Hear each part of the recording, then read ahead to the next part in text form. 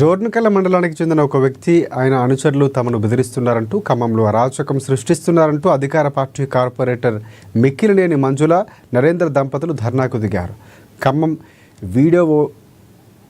Khammam videos కాలనీకి చెందినటువంటి సోదరుల మధ్య ఆస్తి గొడవలు జరుగుతుండగా తమ్ముడు వైపు డోర్నకల్ వాసి ఒక్కల్తా పుచ్చుకొని అన్న తరఫు వారితో ఘర్షణ పడుతున్నారు.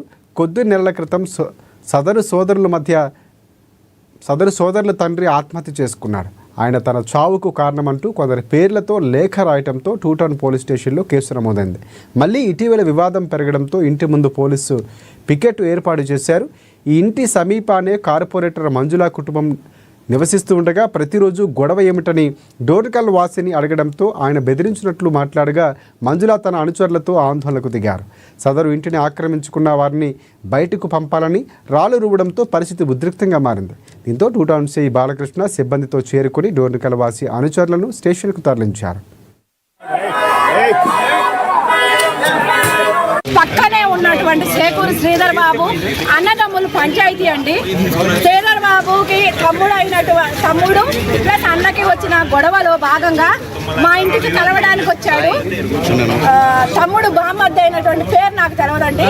గంగాధర్ అనే వ్యక్తి ఒకరోజు నా ఇంటికి వచ్చి నాకు ప్రభుత్వం సపోర్టు, పోలీస్ సపోర్టు, అందరి సపోర్ట్ ఉంది, మీరు ఏ విధమైన రెస్పాండ్ అవ్వకండి, మీరు కార్పొరేటర్ అయినా కానీ అని చెప్తే నేనన్నా గొడవలు ప్రభుత్వాలంట పోలీస్ అంట ఏది ఉన్నా గత 20 సంవత్సరాల నుంచి వాళ్ళకి జరుగుతుంది. 15 సంవత్సరాల నుంచి కూడా వాళ్ళు కోర్టులకు వేసుకొని అన్నదమ్ములు పంచాయతీ తేలట్లేదు.